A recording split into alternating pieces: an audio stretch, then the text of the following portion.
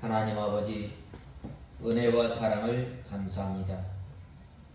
지난 한 주 동안 저희들을 주님의 날개 아래 품어주셨다가 오늘 이렇게 저희들에게 귀한 날을 허락하시고 하나님의 나라를 맛보게 하시려고 주님의 몸된 교회로 불러주신 은혜와 사랑을 감사합니다.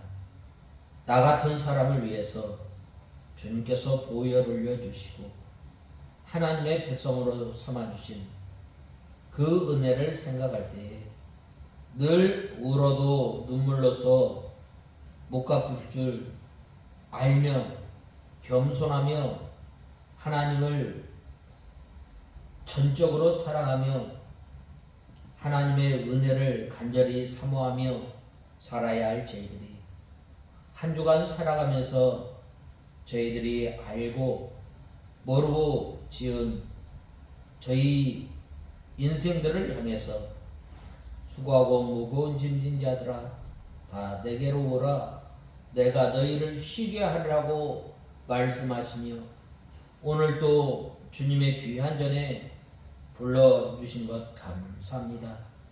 하나님 아버지, 지난 한 주간 저희들이 알고 모르고 지었던 우리의 모든 죄, 세상의 짐을 지고 살았던 무거운 모든 짐을 주님 앞에 내려놓는 저희들 되게 하여 주시옵소서. 하나님 아버지, 그리고 이제는 주님께서 메어주신 가벼운 짐을 메고 자신을 부인하며 십자가를 지고 주님을 따라가는, 주님을 배우는 저희들 되게 하여 주시옵소서. 하나님 아버지, 모든 성경은 하나님의 감동으로 기록된 것으로 교훈하고 또한 훈계하고 바로 교육하게 유익하고 온전한 사람으로 준비되기에 부족함이 없는 우리에게 하나님의 말씀을 허락하시고 이 말씀이 우리의 유일한 규범, 우리의 유일한 법칙이 되어 살아가는 저희들 되게 하여 주시옵소서. 하나님 아버지, 이것을 이 디모데가 어려서부터 하나님의 말씀을 유할머니와 어머니의 이 믿음을 잘 이어받고 또 사도 바울을 통해서 바른 신앙을 이어받게 하신 것, 하나님 아버지, 저희들이 믿음의 선진들로부터 또 먼저 세상에 가신 이병규 목사님으로부터 받은 이 귀한 진리를 잘 이어받아서 우리가 이제는 하늘나라에 가서 자랑거리가 되고 향기가 되고 면류관이 되는 저희들 되게 하여 주시옵소서. 하나님 아버지, 저희와 저희 익산 창광교회가 이 말세를 당한 이때에 하나님의 말씀을 바로 알고 바로 배움으로 자랑거리가 되고 향기가 되고 면류관이 되는 저희 교회와 저희들 되게 하여 주시옵소서. 하나님 아버지, 이 시간 저희들 말씀을 듣고자 합니다. 저희 심령을 주님께서 주장하시고 저희들을 주님의 진리 가운데로 인도하여 주시옵소서. 예수님의 이름으로 간절히 기도드리옵나이다. 아멘. 하나님의 말씀은 시편 128편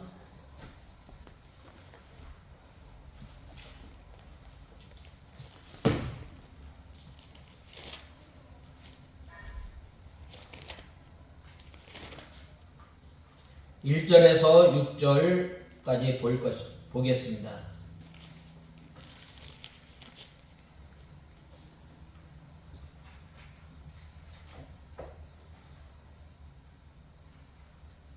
여호와를 경외하며 그분의 길에 행하는 자는 모두 복되다. 너는 내 손이 수고한 만큼 먹으며 너는 복되고 형통할 것이다. 내 집안에 있는 내 아내는 열매 맺은 포도나무 같으며 내 상에 둘려앉은 자식들은 올리브 나무 가지들 같을 것이다. 보아라, 여호와를 경외하는 자는 이같이 복을 받을 것이다. 여호와께서 시온에서 내게 복을 주실 것이다. 너는 너의 사는 모든 날 예루살렘의 번영을 보며 내 자녀의 자녀들을 볼 것이고 이스라엘의 평강이 있을 것이다. 오늘 이 본 말씀을 보면은 여호와를 경외하는 자의 복을 노래한 시입니다. 앞선 127편과 한 쌍을 이루고 있는데, 물론 127편은 솔로몬이 지었고 본시는 누가 짓는지 알 수 없습니다. 이 두 시 모두 지혜시로서 구약 전체 문학의 근본 주제인 여호와 중심 사상 또는 신본주의 사상을 내포하고 있습니다. 신본주의적 인생관을 쫓는 요약 제시한다는 데 공통점이 있습니다. 즉 자존하시는 초월자요 창조주로서 우리 인생을 주관하시고 심판하시는 여호와에 대한 경외와 순종만이 바르고 선한 인생의 자세요 인생 성공의 유일한 길임을 강조하고 있는 것입니다. 이 중에서 제12편이 절대 주권자가 되시는 여호와 하나님에 대한 경외와 순종만이 바르고 선한 인생의 자세요 인생 성공의 유일한 길임을 강조하고 있습니다. 이 중에서 127편이 절대 주권자가 되시는 여호와 경외에 대한 직접적 언급을 피하고 이를 간접적으로 암시하는 특징을 본다면 128편 본시는 여호와를 경외하며 그 도에 행하는 자마다 복이 있도다라는 표현으로 시의 시작과 함께 주제의식을 드러내고 이를 중간에서 4절에 반복하는 특징을 가지고 있습니다. 이 외에도 사업 또 자녀라는 소주제의 주제를 주의 축복이라는 단일한 주제로 묶는 면에서도 127편과 짝을 이루고 있습니다. 즉 제127편이 하나님이 없는 인간의 수고의 헛됨을 노래하고 있다면 이 128편 본시는 하나님을 공유함으로써 복되고 형통할 것임을 노래하며 127편이 자녀의 출산과 다산의 유익을 노래하였다면 본시는 자녀들이 성장하기 전까지의 가족의 화목을 및 그로 인한 아름다움을 노래하고 있습니다. 본시는 여호와 경유의 유익을 직접적 방편 혹은 장소로서 시온을 강조함으로 끝을 내고 있다는 점에서 127편과 차이를 보이는 것입니다. 이러한 두 본시는 두 부분으로 나눌 수 있는데 전반부에 해당하는 본문에서 정당한 대가를 누릴 수 있음을 노래하고 있습니다. 후반부 3절에서 6절에서는 인간의 의지로 할 수 없는 부분에서도 큰 복을 누리게 됨을 선포하고 있습니다. 그 중에서도 3절에서 4절에서는 가정의 번성과 화목을, 5절에서 6절은 가정의 장수의 복을 노래하고 있습니다. 이러한 후반부는 두 부분으로 나눌 수 있는데 특히 3절에서 4절은 1절과 2절 교차 대꾸를 이루어 여호와를 경외하는 자의 가정이 화목하고 번성할 것임을 노래하고 있고 5절에서 6절은 가정의 번성을 매개로 하는 장소로서 시온 그리고 복의 장소로서의 예루살렘 자체에 복의 기원, 그리고 거기로부터 발원하는 자자손손 이어지는 복과 이 복이 전체 이스라엘로 확장됨을 강조하고 있습니다.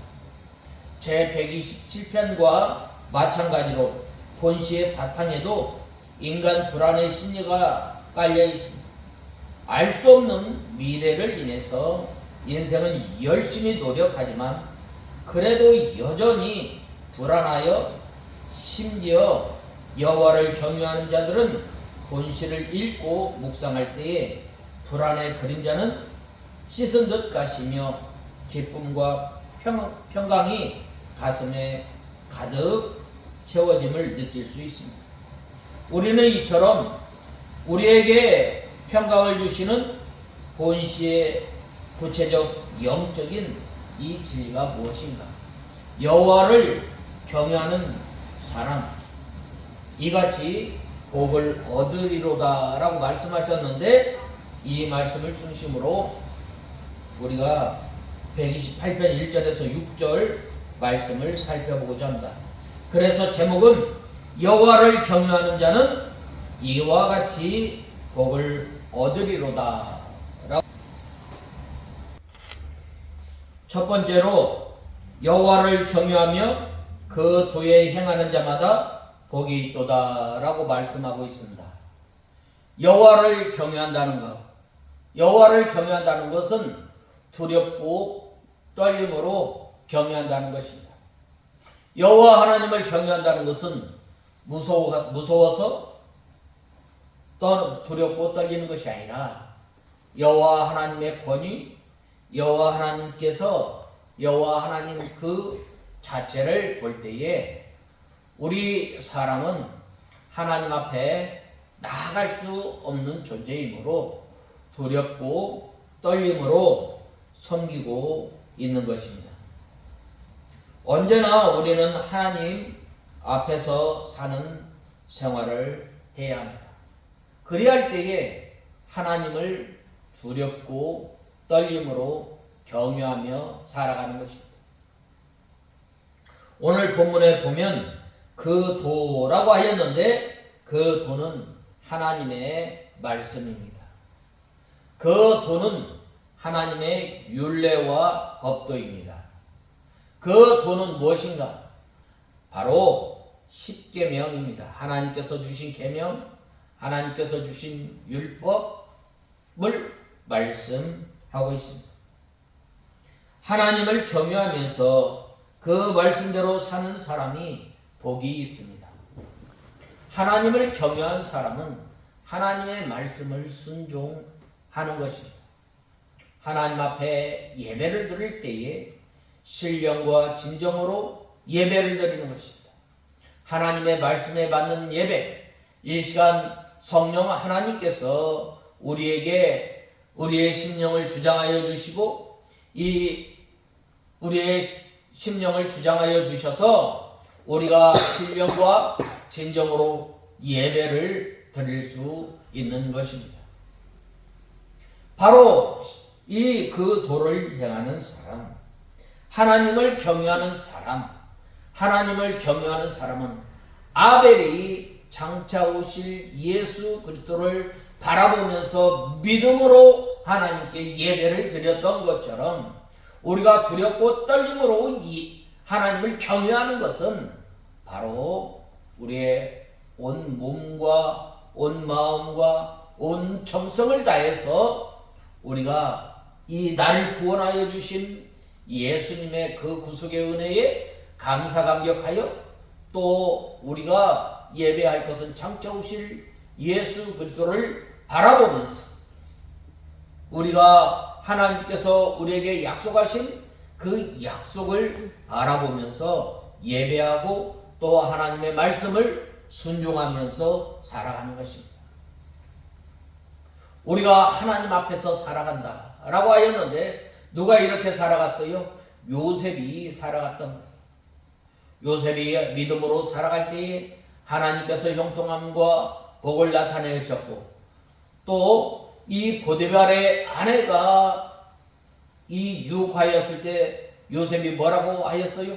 내가 어떻게 하나님 앞에서 득죄하리까? 라고 말씀하고 있습니다.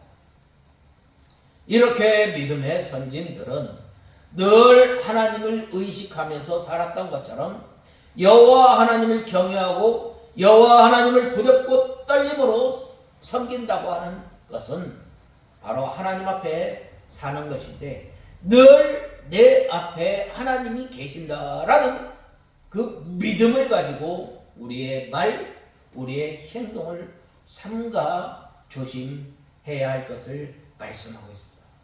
바로 이러한 사람들이 바로 어떻게 해요? 바로 그 도를 향하는 사람, 바로 복이 있는 사람이라고 말씀하고 있습니다. 하나님을 참으로 경외하는 사람은 그의 말씀을 준행하게 됩니다.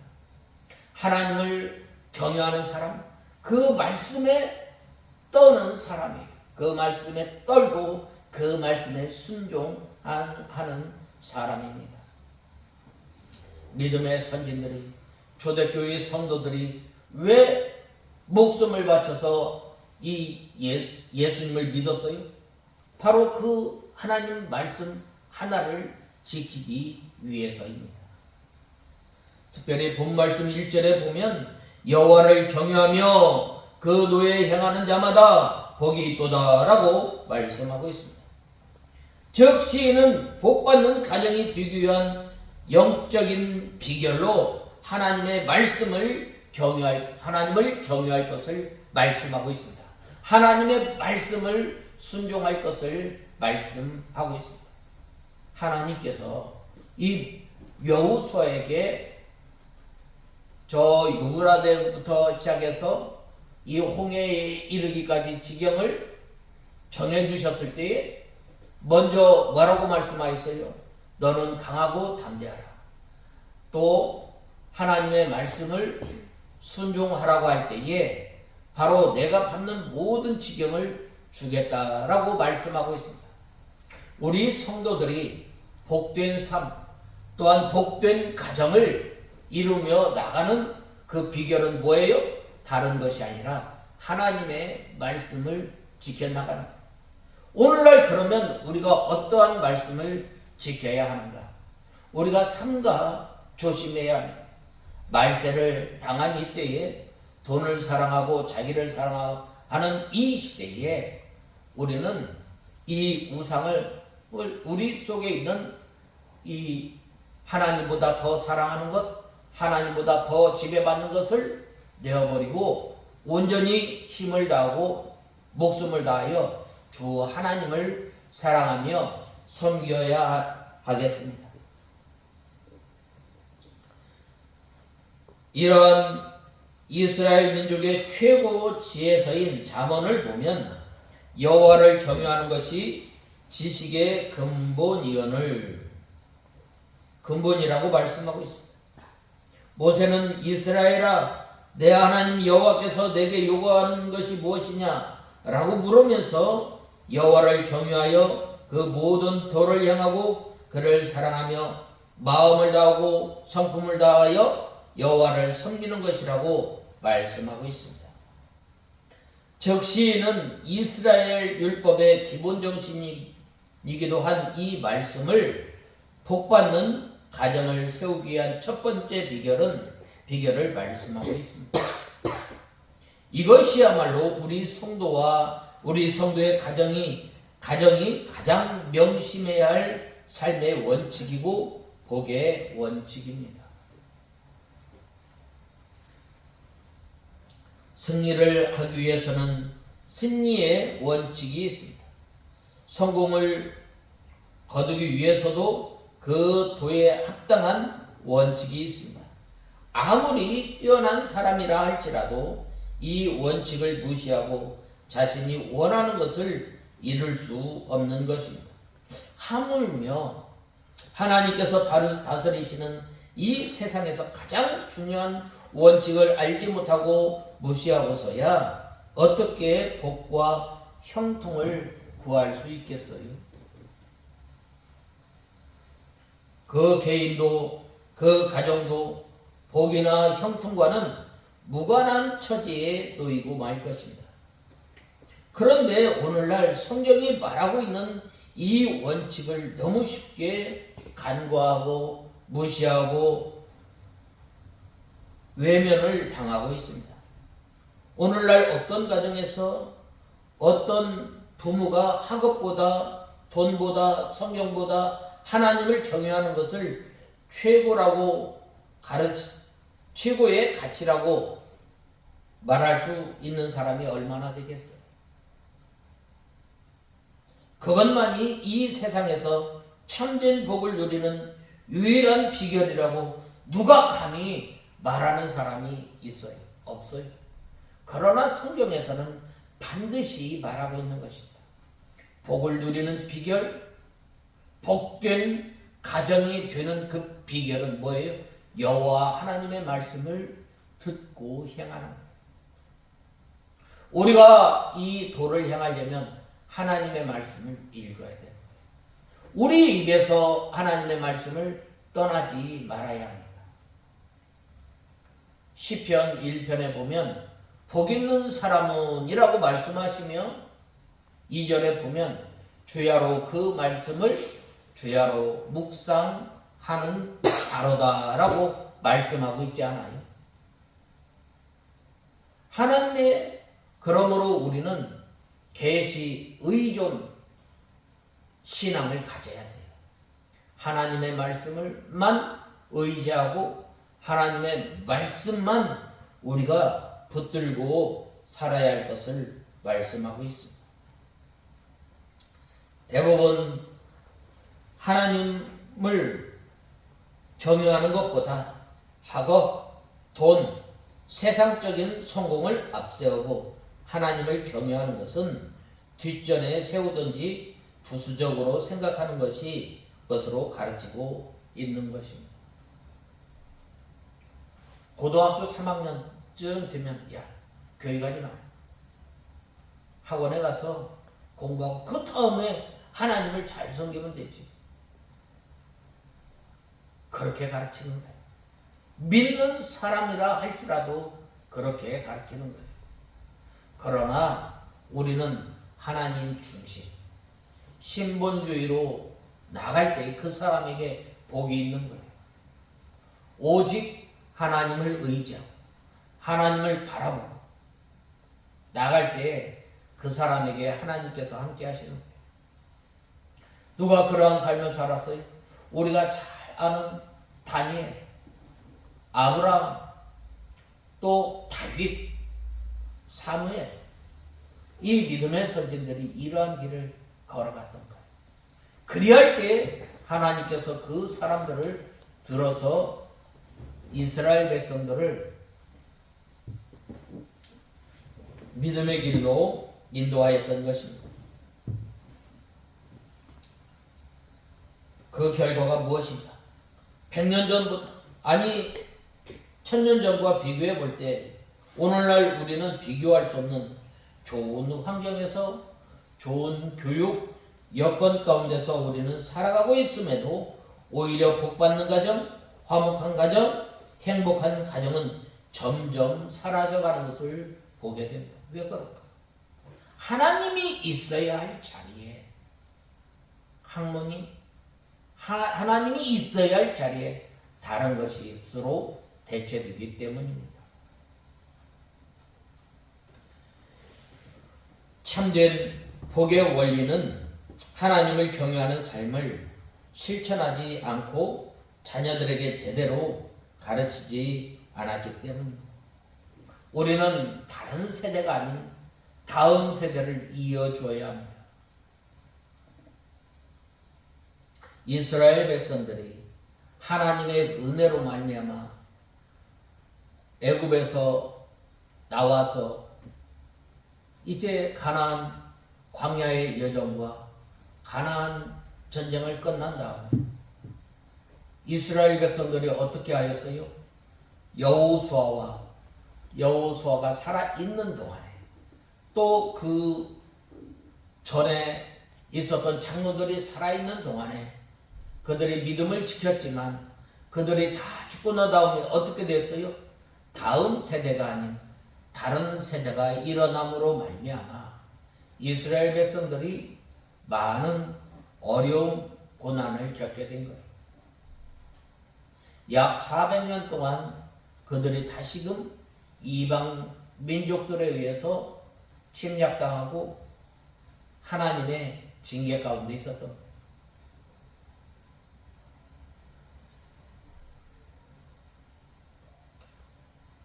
유형적인 환경 조건이 우리 가정을 지탱해주고 복되게 할 수 없습니다.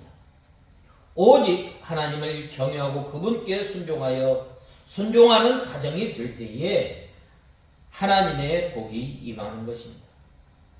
또 그것을 기초로 범사가 형통케 됨을 우리는 알아야 합니다.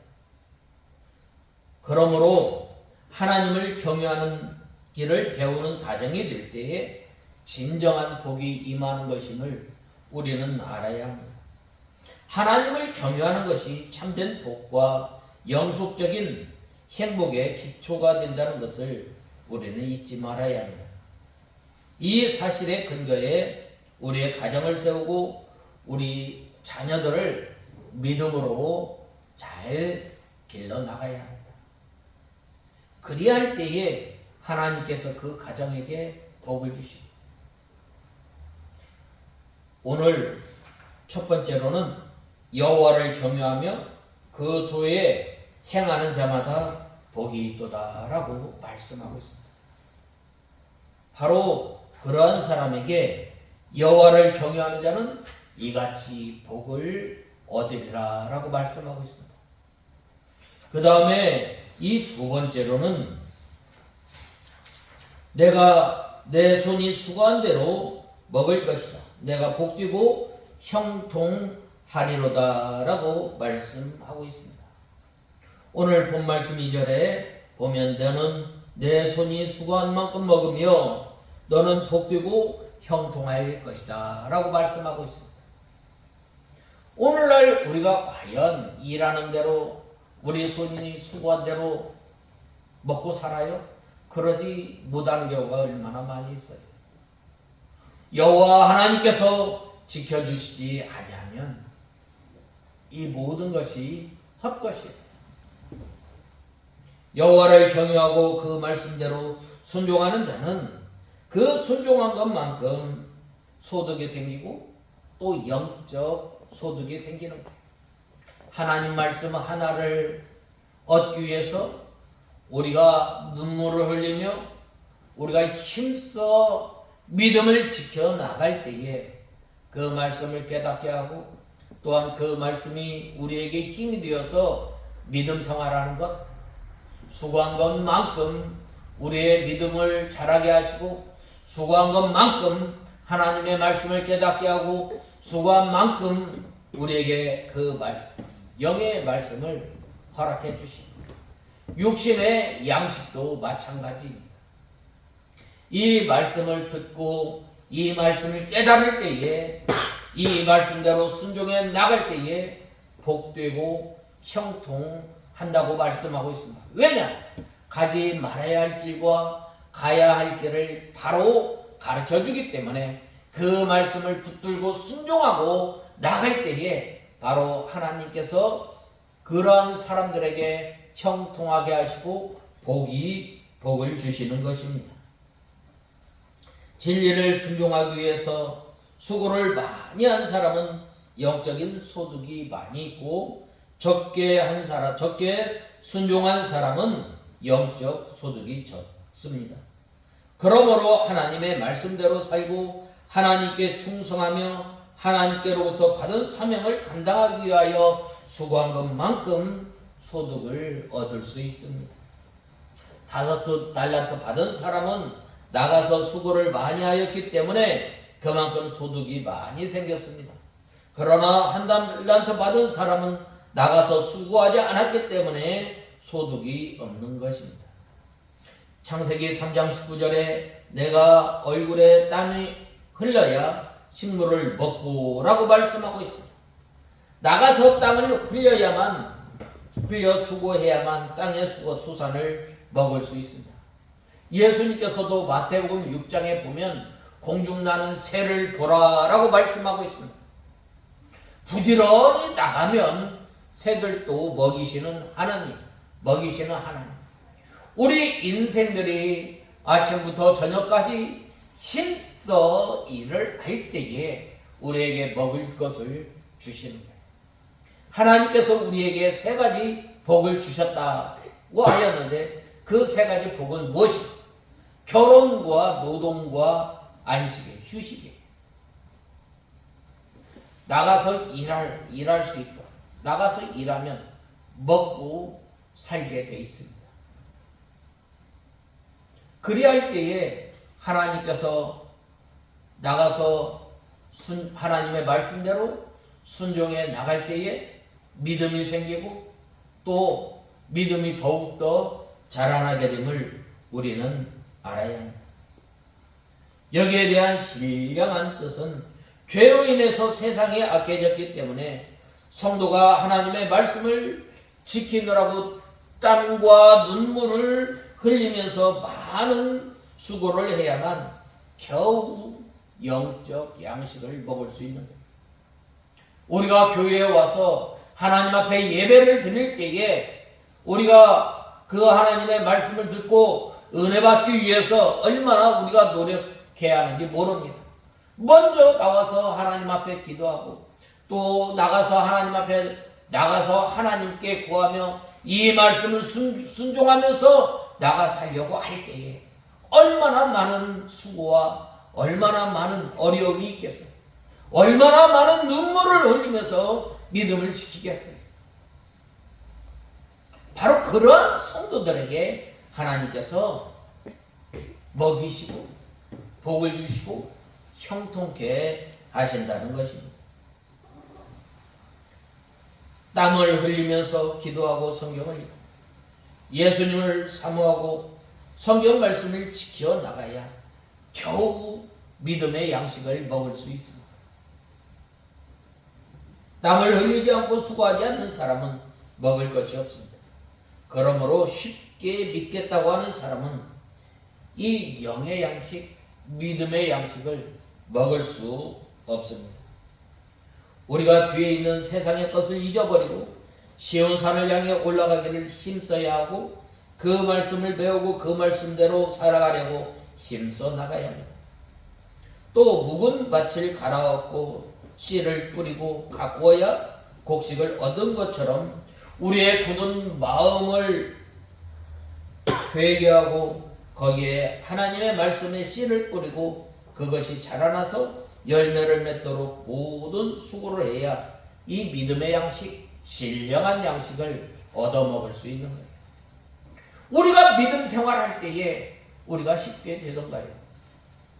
우리의 잘못된 습관, 우리가 하고자 행하고자 원치 않는 그 죄는 얼마나 쉽게 짓는지 모릅니다.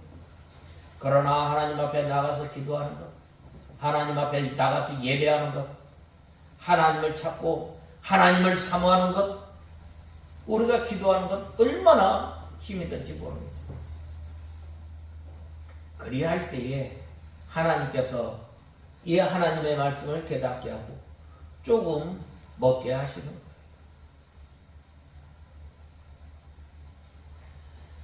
우리가 예수 그리스도를 믿음으로 죄 사함 받고 우리 영혼이 중생하는 것을 이것은 거저받는 것입니다. 그러나 그 다음부터는 하나님의 말씀을 지키느라고 수고한 것만큼 우리의 믿음이 우리의 영혼이 자라난 것만큼 얻게 되는 것입니다. 본 말씀 2절을 보면 내가 내 손이 수고한 대로 먹을 것이라 내가 복되고 형통하리로다. 내 손이 수고한 대로 먹을 것이라 라고 말씀하고 있습니다. 많은 학자들은 이 말씀이 여호와께서 집을 세우지 아니하면 세우는 자의 수고가 헛되며 여호와께서 성을 지키지 아니하시면 파수꾼의 경성함이 허사로다. 너희가 일찍이 일어나고 늦게 누우며 수고의 떡을 먹음이로다 라고 먹음이 헛되도다 라는 말씀과 서로 대꾸를 이루고 있습니다. 그리고 이 말씀을 전제로 본문을 볼 때 그 의미가 정확하게 이해한다고 말하고 있습니다. 이 주장대로 말씀을 통해 보면 오늘날 우리 성도가 이 세상에 어떤 삶을 살아야 할 것인가에 대해서 보여주고 있습니다. 하나님께서 어떤 복을 허락해 주실 것인지에 대한 분명한 해답을 얻게 됩니다. 요컨대 이 세상은 결코 우리의 노력과 의지로 모든 것이 이루어지는 것은 아니라는 사실을 우리는 깊이 알아야 합니다. 그러나 동시에 그렇다고 해서 아무것도 하지 않고 누워서 감나무에서 감 떨어지기를 기다리는 삶을 살아가는 것도 안 된다는 것입니다. 결국 이 말씀은 하나님을 섬기는 자, 하나님께 인생을 맡긴 사람은 하나님을 의지해야 한다는 이유로 게으르고 나태해서는 안 됨을 말씀하고 있습니다. 구하라 주실 것이요, 찾으라 찾을 것이요, 문을 두드리라 그러면 열릴 것이요. 끝까지 열릴 때까지, 찾을 때까지 우리가 구해야 합니다. 믿음으로 구해야 합니다. 믿음으로 우리가 힘써 노력해야 합니다. 오히려 그 누구보다도 땀 흘려 성실히 일해야 하며 최선의 노력을 다하는 삶을 살아야 한다는 말입니다. 그리할 때 하나님께서 그 경유하는 자의 수고를 보시고 반드시 그 수고가 헛되지 않게 채우시는 하나님이십니다. 수고한 대로 먹게 하시는 복을 누린다는 말씀입니다. 그래서 사도 바울은 스스로 속이지 말라. 하나님은 만월이 여김을 받지 아니하시나니 사람이 무엇으로 심든지 그대로 거두리라 라고 말씀하고 있습니다. 또 성경 말씀 디모데 후서에 보면 누구든지 일하기 싫어하거든 먹지 말라라고 말씀하고 있습니다. 즉 하나님을 경외할 뿐만 아니라 근면과 성실로 일하는 것이 참된 복의 전제 조건임을 말하고 있습니다. 이 면에서 근면과 성실은 성도의 삶에 있어서 너무나 소중한 가치입니다. 그러나 오늘날 이 시대는 이런 참된 노동의 가치와 의미를 잃어가고 있습니다. 이렇게 말하면 일하기 싫어하고 평안히 살 수 있는 것인가 하는 것이 인생의 최고가 목표가 되고 있는 것입니다. 일확천금의 대박을 기대하면서 땀 흘려 일하고 수고하는 것을 매우 큰 비극으로 생각하는 사회적 풍토가 점점 조성되고 있습니다. 그리고 자녀들에게까지 노동의 신성함과 근면성과 성실로 이 세상에서 일하는 복의 의미를 제대로 가르치지 못하므로 그들로 노동보다는 소비하고 즐기는 문화에 빠져들게 만들고 있는 것입니다. 그러므로 우리 성도들은 성실과 근면의 삶, 땀을 흘리며 노동하는 삶이 얼마나 귀한 것인지 깨닫고 그러한 삶을 살아가는 우리가 다 되어야 합니다. 노동한 것 이상, 노력한 그 이상의 것을 바라고 일확천금의 꿈을 꾸며 살아가는 것은 성도로서 합당한 바가 아님을 우리는 알아야 합니다.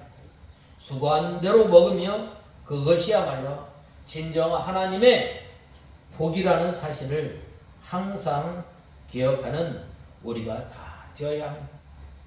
여호와 하나님의 말씀을 순종하며 나갈 때에 수고한 것만큼 먹게 하시고 우리를 복되게 하시고 우리를 형통케 하시는 그 하나님을 믿고 의지하는 저와 여러분이 다 되어야 하겠습니다. 그 다음에 여호와를 경외하는 자는 이와 같이 복을 얻으리로다라고 말씀하고 있습니다. 오늘 본 말씀 3절에서 4절에 보면 내 집안에 있는 내 아내는 열매 맺는 포도 같으며 내 상에 둘러앉은 자식들은 올리브 나무 가지들 같을 것이니 보아라 여호와를 경외하는 자는 이같이 복을 받을 것이다 라고 말씀하고 있습니다. 여호와를 경외하는 사람, 아내와 자녀들을 통해서 그 가정을 통해서 여호와 하나님의 복이 임함을 말씀하고 있습니다. 내 실에 있는 내 아내라고 하였는데 아내는 내조하는 역할을 하므로 내 실에 있는 아내라고 하였습니다. 성도가 힘써 여호와를 경외하며 그 도에 행하면 도와주는 사람이 많이 생기는 것입니다. 이렇게 도와주는 사람들도 내 실의 아내와 같습니다. 믿음을 잘 지킬 때 하나님을 의지하고 하나님을 바라보고 하나님을 나의 산성, 하나님을 나의 요새, 하나님을 나의 반석으로 삼는 그 사람은 도와주는 사람이 많다는 거예요. 우리가 잘 아는 이 요셉이 어떻게 이 노예에서 국무총리까지 올라갈 수 있겠어요? 이 요셉의 노력만으로는 올라갈 수가 없는 거예요. 그러나 이 요셉이 늘 하나님을 경외하고 하나님을 섬기고 그래야 할 때에 하나님께서 도와주는 사람이 생기게 됩니다. 보디발을 통해서 도와주고 또 감옥에 있는 전옥을 통해서 도와주고 또 이 장들을 통해서 떡 굽는 이 포도주를 만드는 그 황관장을 통해서 도와주는 거예요. 우리가 아무리 능력이 있고 아무리 그 사람이 좋은 사람이라 할지라도 도와주는 사람이 없으면 안 되는 거예요. 믿음을 지키고 하나님을 경외하는 그 사람에게 자꾸 사람을 붙여주는 거예요. 좋은 사람을 붙여주는 거예요. 그래야 할 때에 그 사람이 어디를 가든지 형통하게 되는 거예요. 저희 교회가 이러한 교회가 되기를 원합니다. 저와 우리 성도들이 이러한 저와 성도들이 되기를 원합니다. 어디를 가든지 자기를 도와주고 자기와 함께하는 사람, 이 많은 것 참 복입니다. 하나님의 은혜입니다. 누구에게? 여호와 하나님을 경외하는 사람에게 이러한 복을 주신다는 말이에요. 이렇게 도와주는 사람들도 내 실에 있는 아내와 같다고 했습니다. 결실 포도나무 같으며 라고 하였는데 이것은 신앙의 열매가 잘 맺힌다는 말입니다. 우리 성도가 힘있게 하나님의 말씀을 지켜나갈 때에 그를 도와주는 사람들도 좋은 열매가 맺히게 됩니다. 아브라함이 힘있게 믿음의 길을 걸어갈 때에 그를 도와준 사라나 이삭이 열매를 많이 맺었고 사도 바울이 힘있게 하나님의 말씀을 도와줌으로 전할 때에 사도 바울을 도와줬던 브리스길라와 아굴라, 디모데, 디도, 누가, 마가 등이 신앙의 열매를 많이 맺었습니다. 어린 감람나무는 새싹이 나고 크게 자라나 희망이 많이 있습니다. 이와 같이 믿음을 잘 지키는 성도의 자녀는 새 생명의 역사가 있고 크게 자라나 희망이 넘치는 것입니다. 그러므로 믿음을 지키며 수고하고 희생하는 사람에게 하나님께서 믿음의 자녀를 많게 해주시고 그를 통해서 생명의 역사를 일으키시고 많이 자라나게 하십니다. 고린도전서 4장 15절에 그리스도 안에서 일만 스승이 있으되 아비는 많지 아니하나 그리스도 예수 안에서 복음으로써 내가 너희를 낳았음이라 라고 말씀하고 있습니다. 복음을 전하는 사람은 어머니이며 남편은 그리스도이고 자식은 많이 전도해서 얻은 교인들입니다. 또 계속 해산하는 수고를 하면서 전도하고 돌봐주면 신앙의 자녀들도 많이 생기고 아론과 훌과 같이 손을 받쳐주는 사람도 생기고 사로와 과부와 같이 대접하는 사람도 생기고 까마귀와 같은 먹을 것을 물어다주는 사람도 생기게 되는 것입니다. 갈라디아서 4장 19절에 너희 자녀들아 너희 속에 그리스도의 형상이 이루기까지 다시 너희를 위하여 해산하는 수고를 하노니 라고 말씀하고 있습니다. 전도하는 것, 신방하는 것, 해산하는 수고입니다. 해산하는 수고를 해야 생명들을 얻을 수 있습니다. 복음을 위해서 수고하면 기쁘고 즐거움으로 열매를 거두게 하고 자기 영이 자라게 되는 것입니다. 본 말씀의 3절을 보면 내 집, 내 실에 있는 내 아내는 결실한 포도나무 같도다 라고 말씀하고 있습니다. 내 실이란 집을 말합니다. 집의 각 구석이나 모퉁이를 의미하는데 이는 이스라엘의 집에서 주로 아내의 뺨이 집안의 가정 은밀한 구석에 배치되었던 당시의 풍속을 반영한 말입니다. 당시 아내가 담당했던 가정에서의 역할의 특성을 반영한 말이기도 합니다. 그런데 시인은 여기에 그치지 않고 내 아내를 결실한 포도나무에 비유하고 말하고 있습니다. 이는 1차적으로는 많은 자녀를 낳고 그들을 양육하는 아내의 모습을 염두에 둔 것이지만 한편으로는 포도나무 가지는 연약함의 특성을 염두에 둔 말이기도 합니다. 즉 아내라는 존재가 남편의 조력자요 자녀들의 양육자의 역할을 다 해야 하는 강한 존재인 반면 선천적으로 연약하며 다른 곳을 의지하지 않고서는 제대로 설 수도 없는 이 포도나무처럼 남편과 가족의 도움과 사랑과 이해와 협력이 없이는 설 수 없는 존재임을 말하고 있습니다.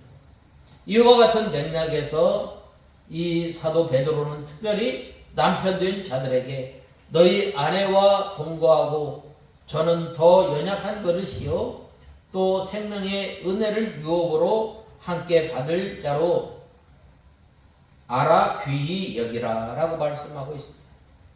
즉 남편과 아내는 서로 사랑하되 상대방을 잘 이해하고 그 부족함을 채워주기 위해 수고함으로 온전히 협력하고 그렇게 이해하고 돕고 협력할 때에 온전한 부부의 모습을 완성해 나갈 수 있음을 우리는 알 수 있습니다. 부부는 가정의 기초입니다. 오늘날 가정이 불행해지는 원인은 대부분 부부 문제에 있습니다. 그리고 그 문제의 시작은 서로 이해하고 품어주기보다는 자기 위주로 생각하고 판단하는 이기심에서 비롯됩니다. 한 설문조사 업체에서 결혼을 앞둔 예비 신부에게 조사한 것을 보면 그 결혼의 이유를 묻는 질문에 대해서 가장 두드러지는 3가지 유형의 답변을 발표한 적이 있습니다. 그 3가지는 외로움, 집착, 불편함에 있습니다. 이러한 이유를 가만히 들여다보면 모두가 부부 생활을 자기 중심으로 한다는 것입니다. 서로를 배려하기보다는 자기의 평안함을 도모하는 등 이기적인 자세로 한다는 사실을 알 수 있습니다. 이런 이기적인 자세만을 가지고 계속 지속되는 결혼 생활이 과연 행복하거나 평안할 수가 있겠어요? 가정을 제정하신 하나님께서는 남자가 부모를 떠나 그 아내와 연합하여 둘이 한 몸을 이루는 것이라고 말씀하고 있습니다. 즉 부부라 함은 내 욕심을 채우려는 목적이 아니라 다른 한 사람의 부족함을 채워 하나가 되게 하려는 데 있음을 우리는 알아야 합니다. 아름다운 가정, 아름다운 부부관계를 서로 이해하고 협력하여 부족함을 채우는 마음에서 시작하는 것입니다. 명령과 복종, 일방적인 희생을 요구하는 가정은 갈등이나 싸움, 불행만이 계속될 뿐입니다. 오늘 말씀을 여러분 마음에 우리는 새겨야 합니다. 남편은 포도나무처럼 요약한 아내를 잘 지켜주고 아내는 남편을 존중하고 사랑함으로 아름다운 결실을 만들어낼 수 있는 가정을 우리는 이루어 나가야 합니다. 이처럼 서로가 서로의 부족함을 채우고 서로 사랑하고 돕기를 결심하게 될 때에 우리 가정은 진정한 행복과 즐거움으로 넘쳐나게 되는 것입니다. 3절을 계속해서 보면 내 상에 둘린 자식은 어린 감람나무 같으리로다 라고 말씀하고 있습니다. 시인은 아내를 결실한 포도나무라고 말하였던 것처럼 그 자녀들을 어린 감람나무에 비유하여 말하고 있습니다. 여기에서 어린 감람나무란 오래된 감람나무로부터 뻗어나온 새로운 줄기를 말하고 있습니다. 감람나무가 설령 베어진다 할지라도 그 베어진 구루터기에서 새싹이 자라나 나무의 줄기와 가지를 만들듯이 어린 감람나무는 신선함과 활력, 건강함과 성장을 말하고 있습니다. 이를 통해 자식들로 가득 찬 가정에 이 넘쳐나는 하나님의 복을 말하고 있습니다.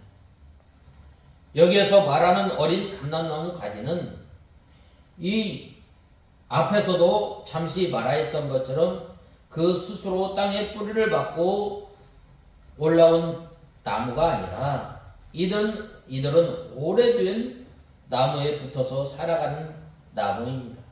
즉 그들이 붙어있는 본 가지가 어떤 식으로든 제거되거나 부러져 버렸다면 어린 감람나무 또한 올바른 성장이 불가능한 것입니다. 심지어 메말라 죽어버릴 수 있다는 것을 성경은 말씀하고 있습니다. 이는 곧 부모에게 있어서 자라난 매우 큰 기쁨이며 활력이며 희망인 것만큼 자녀에게 있어서 부모는 절대적인 영향력을 미치는 존재라는 사실을 말해주고 있습니다. 리더십의 중요성을 단적으로 말해주는 격언 가운데 무능한 부하는 없다. 다만 무능한 장수만이 있을 뿐이다 라는 말이 있습니다. 이 말은 오늘날 우리 가정에 본다면 무능하고 악한 자녀는 없다. 다만 무능하고 악한 부모만이 있을 뿐이다 라는 말입니다. 그만큼 자녀의 인생에 있어서 부모의 영향력은 절대적이라는 것입니다. 즉 북이스라엘의 역사를 보면 북이스라엘의 역사는 반란에 의해 시작한 나라였습니다. 그리고 초대왕 여로보암은 이스라엘 땅에 본격적인 우상 숭배가 시작하게 된 장본인이었습니다. 이러한 본가지에서 뻗어나온 어린 감람나무들이 어떠했겠어요? 그들은 결코 아비의 악한 영향력에서 돌아설 수 없습니다. 그래서 성경은 북이스라엘 역사가 끊임없는 반역과 우상숭배로 인해 점점 피폐해져 갔음을 말하고 있습니다.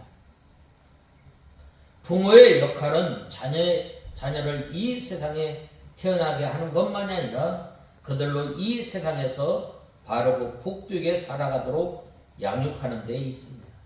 그러기 위해서는 원가지인 부모가 경건하고 복된 삶을 살아가는 것이 필요합니다. 그렇게 될 때에 상에 들린 어린 감람나무와 같은 자녀들은 여러분의 영향력으로 강건하고 복되게 자라날 수 있습니다.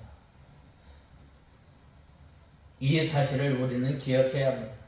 경건한 삶, 복된 삶으로 믿음의 본이 되는 부모, 가지처럼 유약한 자녀들로 흡족한 복의 양분을 공급받게 하는 우리가 되어야 합니다. 그들로 믿음 위에 건강하게 세우고 복된 열매를 맺게 하는 역할을 감당하는 의롭고 경건한 부모가 되어야 합니다. 그러한 사람, 여호와를 경외하는 자는 이같이 복을 얻으리로다 라고 말씀하시며 가정에 복을 허락하신 것입니다. 그 다음에는 이제 여호와께서 시온에서 내게 복을 주실 것이다. 너는 평생에 예루살렘의 복을 보며 라고 말씀하고 있습니다. 시온은 예루살렘을 가리킵니다.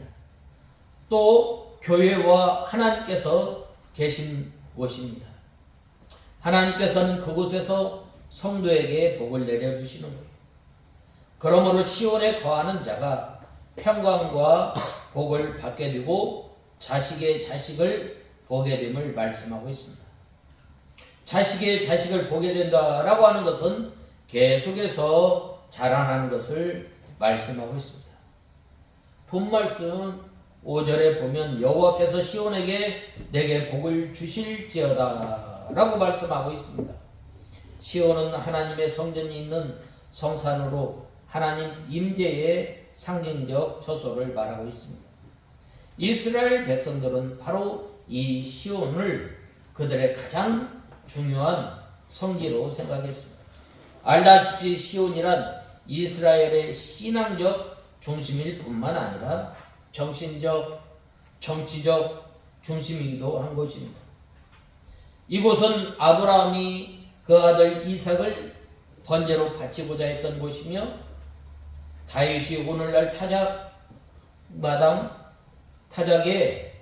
타작마당에서 하나님의 진노를 멈추게 하고자 제사를 드렸던 곳이기도 합니다. 그리고 솔로몬은 이곳에 성전을 건축하였습니다.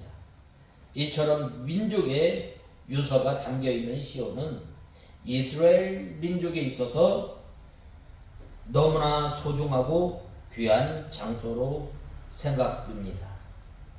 그렇다고 해서 시온이 단지 장소적인 개념만 있는 것은 아닙니다.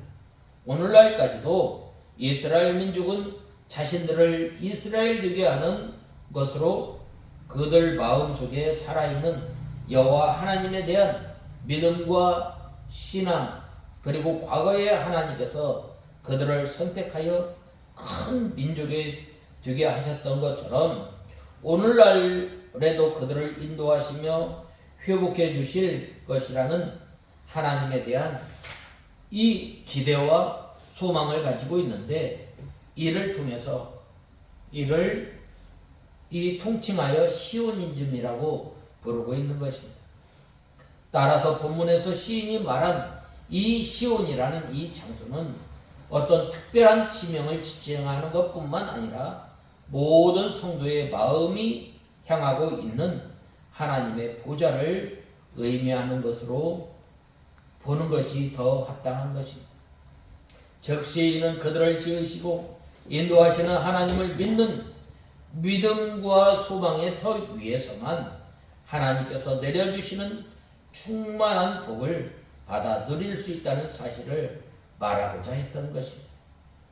이스라엘의 역사를 보면 그들이 수천 년의 시간을 나라도 없는 떠돌이 민족으로 고난과 어려움을 당하면서 살아왔지만 그들이 역사 속에서 결코 사멸되지 않고 기어코 독립국가를 건설할 수 있었던 힘은 어디에 있었는가?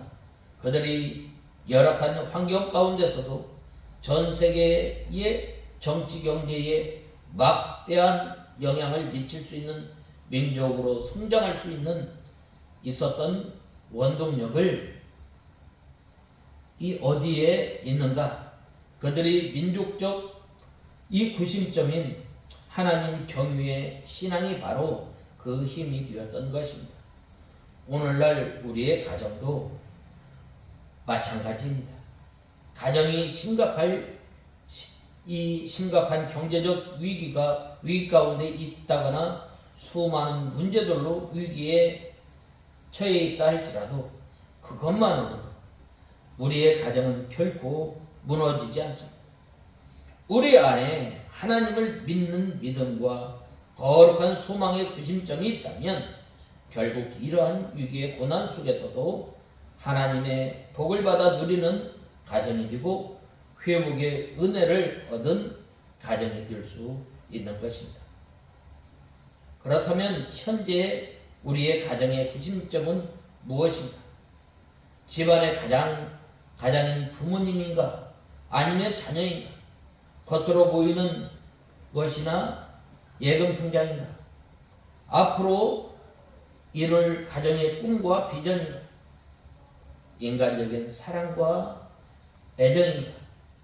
이것들보다 우리 가정을 단단하게 뭉치게 하고 든든히 세워줄 구심점은 바로 하나님을 섬기고 하나님을 예배하는 우리의 신앙과 믿음이 되어야 합니다.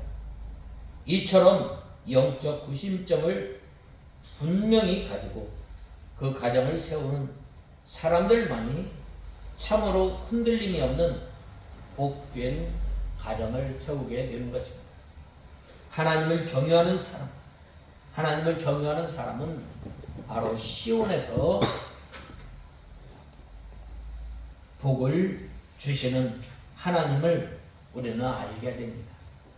마지막으로 다섯 번째로 내 자식의 자식을 볼지어다 이스라엘에게 평강이 있을지로다 라고 말씀하고 있습니다. 이스라엘에게 평강이 있으리로다 라고 말하였는데 믿음으로 승리하는 자에게 언제나 평강이 넘침을 우리는 알아야 합니다. 본말씀 6절에 보면 시인은 내 자식의 자식을 볼지어다 라고 말씀하고 있습니다. 여기에서 자식의 자식을 본다는 것은 대대로 하나님께서 주시는 복이 내려감을 말씀하고 있습니다.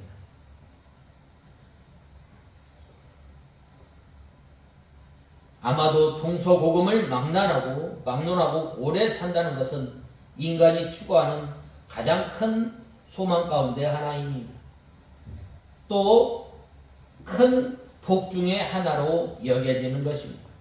그래서 역사 이래로 수많은 사람들이 오랫동안 삶을 영위하는 것, 영원히 죽지 않고 늙지 않는 삶을 살 수 있는 비결을 얻기 위해 노력하고 지금도 끊임없이 노력하고 있습니다.